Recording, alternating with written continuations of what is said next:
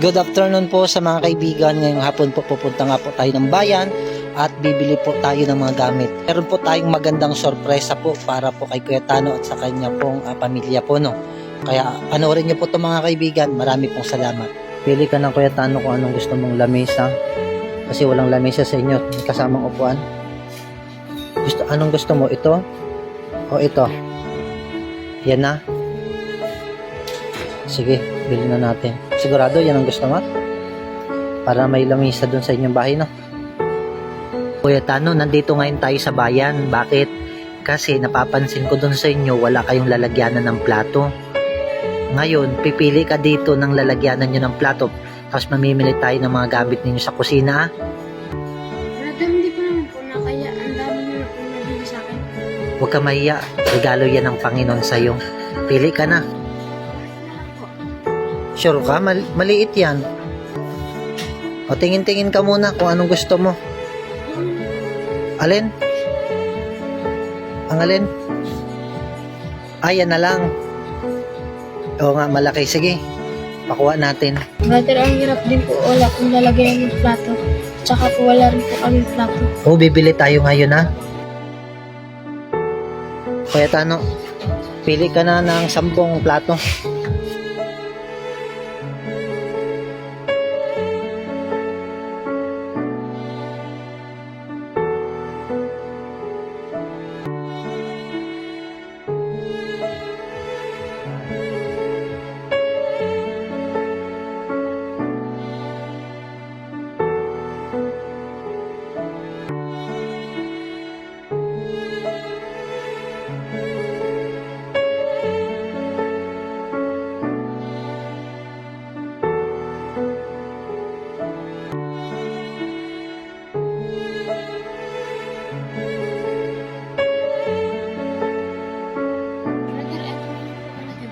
Sige. Okay.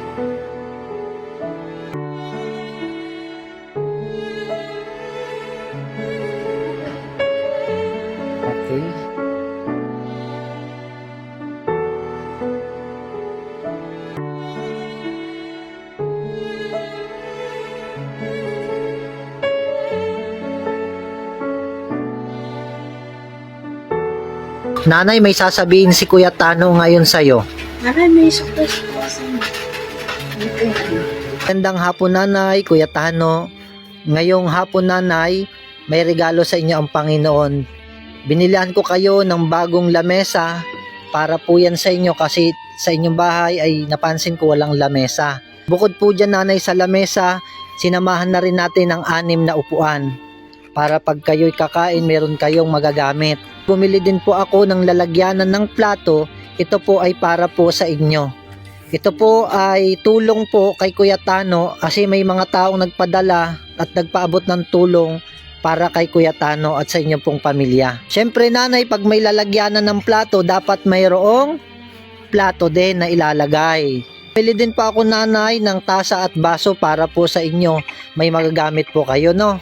Kasi napapansin ko sa inyo pong kusina, wala kayong kagamit-gamit kahit baso, tasa, plato. Bukod po dyan, Nanay, bumili din po ako para sa inyo ng kawali, kaserola, takore at kaldero. Kasi napapansin ko wala kayong kagamit-gamit. Bumili din po ako, Nanay, Kuya Tano, ng kutsara at tinidor. Pati yung inyong lalagyanan ng mainit na tubig. Anong tawag dyan? Termos. Nanay, lahat po ng ipinamili na ito ay ipinagkaloob ito at ipinaabot tulong para kay Kuya Tano. Salamat naman po. Masaya po kami at madami pong tumingin sa amin at sa aking anak. Kuya Tano, anong gusto mong sabihin? Nahiya po ako, brother, kasi po marami na po kayong natulog sa akin. Pero salamat po. Huwag kang mahiya. Deserve mo yan kasi ikaw ay mabait at masipag na bata. Mag-aral ka ng mabuti, ha? Sabi ko naman sa Kuya Tano, marami pang blessing na darating sa'yo at maraming taong nagmamahal sa'yo. Kaya ito pong ating pinamili ay galing po ito sa mga taong nagmahal sa'yo, Kuya Tano. Inipon ko lahat para maibili kayo ng mga gamit na kailangan ninyo sa bahay para yung mga tulong nila ay hindi masayang. Nanay, Kuya Tano, ingatan niyo yung mga gamit na ibinigay sa inyo ng Panginoon, ha?